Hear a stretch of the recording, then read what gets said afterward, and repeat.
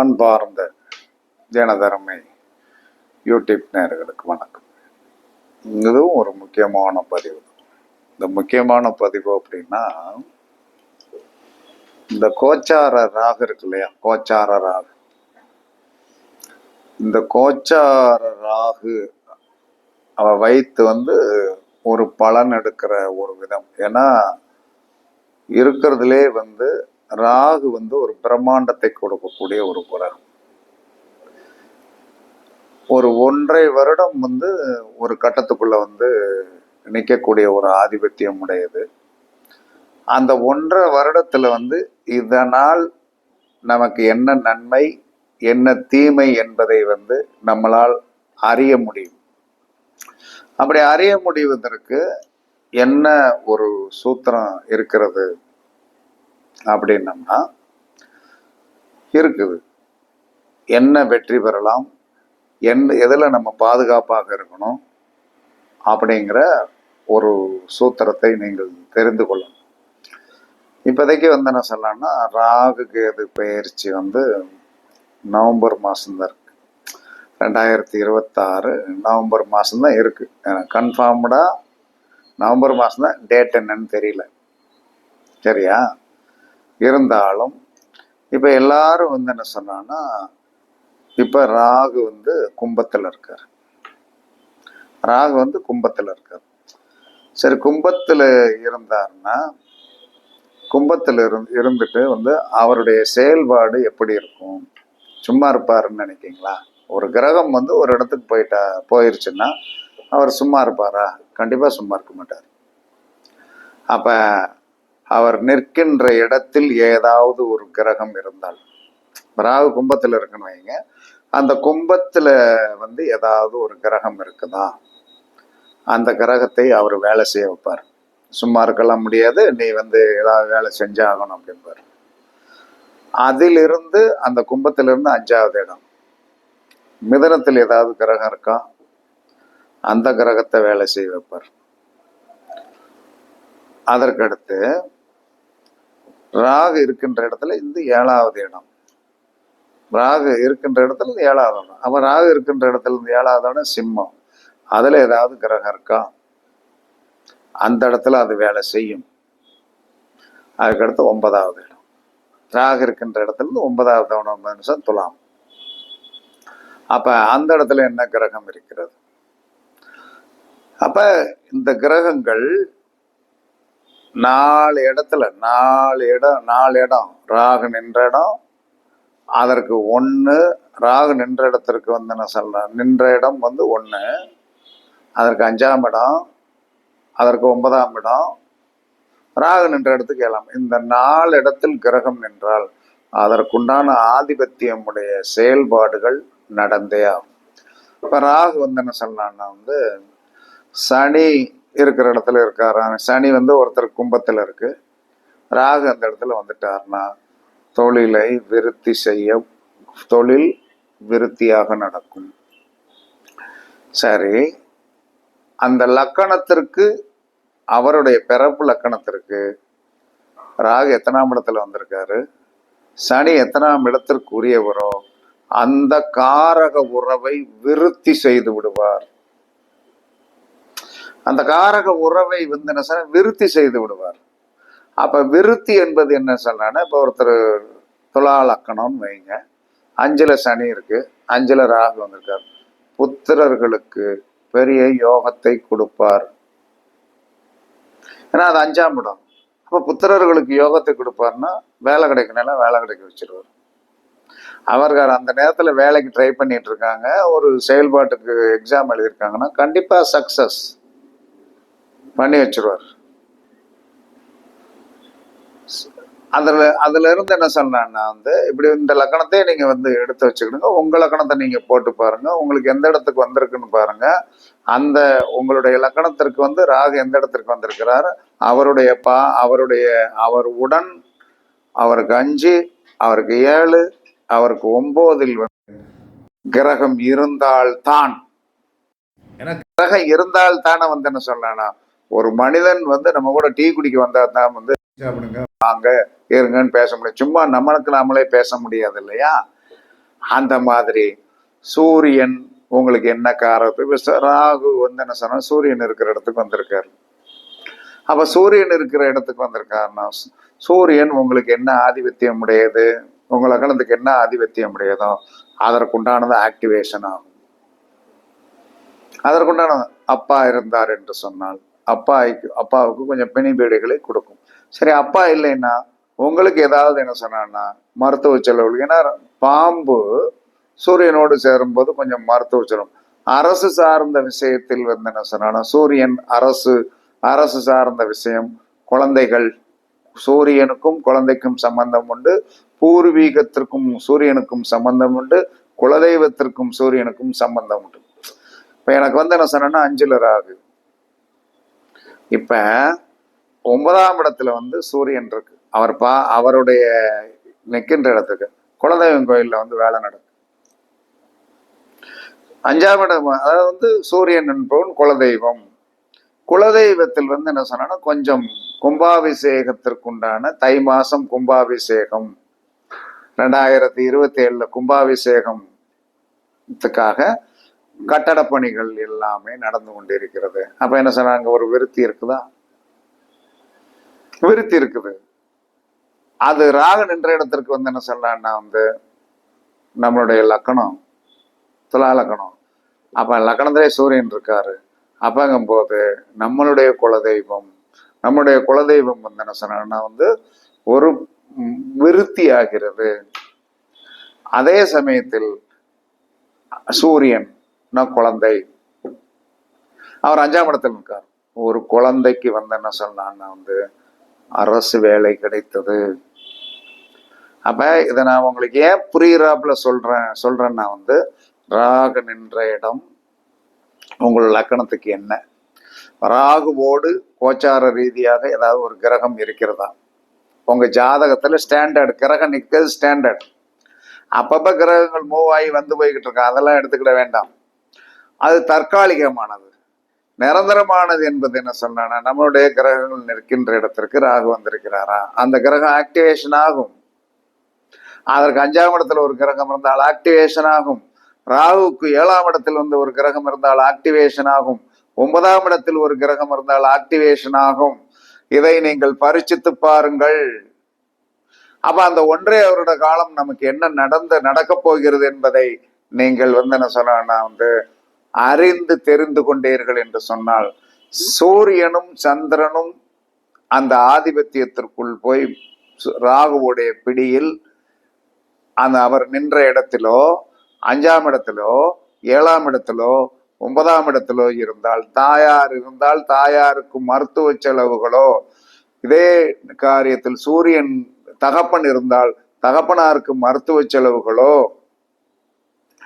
இதே ராகுவோடைய பிடியில் வந்து என்ன சொன்னா சுக்கிரன் வந்து என்ன சொன்னா லக்கணத்திற்கு அந்த ராகுவோடைய பிடியில் சுக்கிரனோ 5ஆம் இடத்திலோ 7ஆம் இடத்திலோ 9ஆம் இடத்திலோ மனைவிக்கு நோய் நொடிகளை கொடுத்து கொஞ்சம் கஷ்டத்தை கொடுத்து நிவாரணம் பண்ணக்கூடிய ஒரு சூழ்நிலைகளை உருவாக்கும். இதே புதன் இருந்தால், புதன் என்று சொல்லக்கூடிய ஏதாவது என்ன சொன்னா நம்ம வந்து ஒரு சொத்து பத்துகளில் வந்து வில்லங்கம் இருந்து சூரியன் ராகுவுக்கு 1, 5, 7, 9 புதன் இருந்து ஏதாவது ஒரு கட்டத்தில் புதன் இருந்து முடிக்க முடியாத சில பிரச்சனைகளை, கோர்ட்டு கேஸ் பிரச்சனைகள் இருந்தால், பத்திரங்களில் வந்து என்ன சொன்னா ஏதாவது என்ன சொன்னா வில்லங்கங்கள் இருந்து அதை இந்த 1.5 வருட காலத்திற்குள் சரி செய்யக்கூடிய ஒரு சூழ்நிலை வந்திருக்கும். ஒவ்வொரு கிரகத்திற்கு நீங்கள் போட்டு பாருங்கள், அது உங்களுடைய லக்னத்திற்கு என்ன ஆதிபத்தியம் உடையது அந்த கிரகம் என்பதையும் நீங்கள் தெரிந்து கொண்டு இதை நீங்கள் அப்ளை பண்ணினீர்கள் என்று சொன்னால் 100% வந்து என்ன சொல்லலாம்னா வந்து சரியாக இருக்கும். நம்ம தெரியாம இருந்து வந்து என்ன சொல்லலாம்னா வந்து இப்ப ஒரு புதன் இருக்கிறார், புதன் இருக்கின்ற இடத்துக்கு சூரியன் வந்து விட்டால் ஏதாவது வந்து பத்திரப்பதிவு, பழைய சொத்துக்களில் ஏதாவது வில்லங்கங்கள், சில பேசி முடிக்க முடியாத வந்து சொத்துக்கள், சில நில சம்பந்தமான பிரச்சனைகள் எது இருந்தாலும் அதை இந்த காலத்தில் வந்து என்ன சொல்லலாம்னா இந்த நவம்பர் மாசத்திற்குள் நீங்கள் முயற்சி செய்தீர்கள் என்று சொன்னால் கண்டிப்பாக வெற்றி கிடைக்கும். கண்டிப்பாக வெற்றி கிடைக்கும். சுக்கிரன் இருந்தால் திருமணம் சார்ந்த சில விஷயங்கள் பெண்டிங்காக இருந்தது என்று சொன்னால், நீங்க முயற்சி செய்தீர்கள் என்று சொன்னால் கண்டிப்பாக வெற்றி கிடைக்கும். அப்ப எல்லா கிரகங்களும், ஏதாவது ஒரு கிரகம் நமக்கு இருக்கிறது. கிரகங்கள் இல்லை என்று சொன்னால் அது ஒண்ணும் பண்ண முடியாது. கிரகங்கள் இருந்தால் அதோடைய அந்த கட்டுப்பாடு என்பது, அது இயக்கக்கூடிய சக்தி என்பது 1, 5, 7, 9. இதை நீங்க ஆன்டி கிளாக் வைஸ் எல்லாம் ஒன்லி கிளாக் வைஸ் தான். அது செயல்பாட்டுக்கு வரும், உறுதியாக செயல்பாட்டுக்கு வரும்.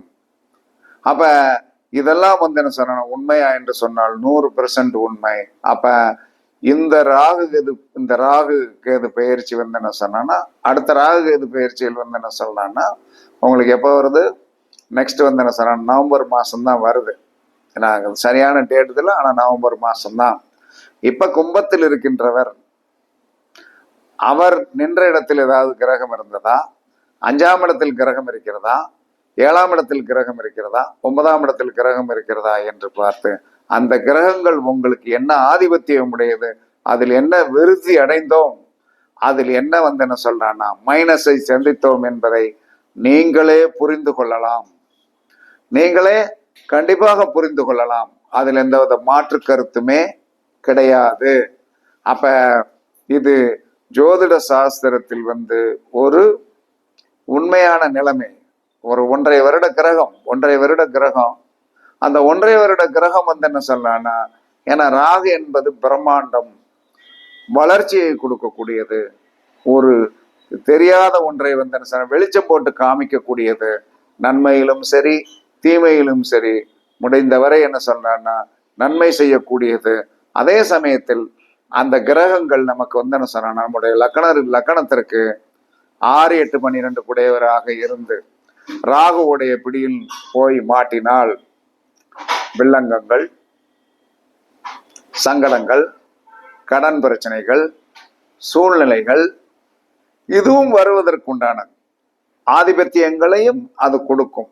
ஏன்னா நமக்கு என்ன சொல்றான்னா, எல்லா கிரகங்களுமே என்ன சொல்றான்னா சாதகமானது என்பதை நம்ம சொல்லவே முடியாது. சில பேருக்கு சூரியன் சாதகமாக இருக்கலாம், சில பேருக்கு சந்திரன் சாதகமாக இருக்கலாம், சில பேருக்கு என்ன சொல்றான்னா அது 6, 8 குடையவனாக இருக்கலாம், 12 குடையவனாக இருக்கலாம். அப்ப இவரின் பிடியின் போய் மாட்டும் போது என்ன நடக்கும், விரயங்களும் கஷ்டங்களும் ஆஸ்பத்திரி செலவுகளும் வரும் என்பதை நாம் தெரிந்து கொண்டு என்ன சொல்லலாம்னா கொஞ்சம் உஷாராக இருப்பதற்குண்டான வாய்ப்புகளை நாம் உருவாக்கி கொள்ளலாம், கவனமாக இருக்கலாம். அதே சமயத்தில் குருவோடைய பிடியில் போய் குரு என்ன சொல்றான்னா குருவோடைய ராகு குரு இருக்கின்ற இடத்திற்கோ, குரு இடத்திற்கு இருக்கின்ற இடத்துக்கு 5லயோ 7லயோ 9ல வந்தா குழந்தைகள் விஷயத்தில் கவனமாக இருக்கணும். அதுல சில சங்கடங்கள் வருவதற்குண்டான வாய்ப்புகள் உண்டு. அதற்கடுத்து சனி இருக்கின்ற இடத்திற்கு வந்துவிட்டது என்று சொன்னால் மரண பயத்தை கொடுக்கும். சனி இருக்கின்ற இடத்திற்கு 1, 5, 7, 9 ராகு கோச்சார ரீதியாக வந்துவிட்டால் மரண பயத்தை கொடுக்கும். அது அந்த மரண பயம் என்பது நம்மளுடைய லக்கணத்திற்கு சனி என்ன ஆதிபத்தியம் உடையது அப்படிங்கிறதை நம்ம எடுக்கணும். எடுத்து இப்படி கோர்வைப்படுத்தி பார்த்தீங்கன்னா இதில் உங்களுக்கு ஒரு உண்மையான நிலைமை கண்டிப்பாக புலப்படும். அதனால் ஒவ்வொரு ராகு கேது பயிற்சிகளுக்கும் நமக்கு ஒரு நல்ல ரிசல்ட் இருக்குது, கெட்ட ரிசல்ட் இருக்குது. இதை நாம் பார்த்து வைத்து கொண்டோம் என்று சொன்னால் நல்லதை ஏற்றுக்கொள்வோம். கெட்டது வருவதை என்ன சொன்னா நாம் தாங்கிக் கொள்வதற்குண்டான மன வலிமையும் அதற்குண்டான வழிபாடு முறைகளையும் பண்ணி அந்த பெரிய பாறாங்கல் விழுவதை சிறு கல்லாக விழுந்து என்ன சொன்னா உயிர் போகாத அளவுக்கு நாம் நம்மை தற்காத்து கொள்வதற்குத்தான் இந்த பதிவே தவிர இது 100% இன்று வரை நடந்து கொண்டிருக்கிறது. அப்ப இதுல நம்ம என்ன செய்யலாம், இந்த மாதிரி என்ன சொன்னா ராகுவோடைய பிடியில் 1லயோ அவர் உட்கார்ந்து இருக்கிற இடத்திற்கு 1லயோ 5லயோ 7லயோ 9லயோ ஒரு கிரகம் மாட்டிக்கொண்டது என்று சொன்னால் அந்த காரகம் சார்ந்த உணவுகளை நாம் தானம் பண்ணி உணவுகளை தானம் பண்ணுவதோ, அதற்குண்டான அந்த கிரகத்திற்குண்டான பழங்களை தானம் பண்ணுவதோ, அந்த கிரகத்திற்குண்டான உணவுகளை தானம் பண்ணி நம்மை சரி பண்ணி கொள்ளலாம். அப்படி ஏதாவது ஒரு கிரகம் என்ன சொல்றான்னா மாட்டிக்கொண்டு நமக்கு இம்சையை கொடுத்தால் இரண்டு சர்ப்பங்கள் இருக்கின்ற சேர்ந்திருக்கின்ற கோவில்களுக்கு சென்று எந்த கிரகம் உங்களுக்கு அந்த மாதிரி ராகுவுடைய பிடியில் அவர் நின்ற இடத்திற்கு 1லயோ 5லயோ 7லயோ 9லயோ மாட்டிக்கொண்டால் அந்த கிரகத்திற்குண்டான தானியத்தை ஒரு இது இப்பெல்லாம் இந்த மட்டை கணக்கா இருக்கு இல்லையா, இந்த பொங்கல்லாம் கோயில்ல வச்சு கொடுப்பாங்க பார்த்தீங்களா, அந்த ஒரு இலையில வச்சு கொடுக்குற மாதிரி இருக்கும். அந்த மட்டையை வாங்கி அந்த ராகு பகவானுக்கு முன்னாடி அதற்குண்டான உணவையோ, அதற்குண்டான தானியத்தையோ, அதற்குண்டான பழத்தையோ அந்த 2 சர்ப்பங்கள் உட்கார்ந்து இருக்கின்ற அந்த கோயில்ல அந்த மட்டை இலையில வச்சு அந்த பழங்களை வைத்து ஒரு சூடம் பொருத்தி சங்கடங்கள் இல்லாமல் தவிர்த்து கொள்வதற்கு இது ஒரு பரிகாரமாக நமக்கு எடுத்து செய்யுங்க. ஏதாவது ஒரு கிரகம் என்ன உங்களுக்கு மாட்டியிருக்கும். 4 இடத்துல 5 மொத்தம் என்ன சொல்றான்னா 1, 5, 9, 7 இந்த 4ல இவருடைய பிடியில கோச்சார ரீதியாக ஏதாவது 1 மாட்டாம இருக்குமா? எனக்கெல்லாம் இந்த வட்டம் 3 மாட்டியிருக்கு.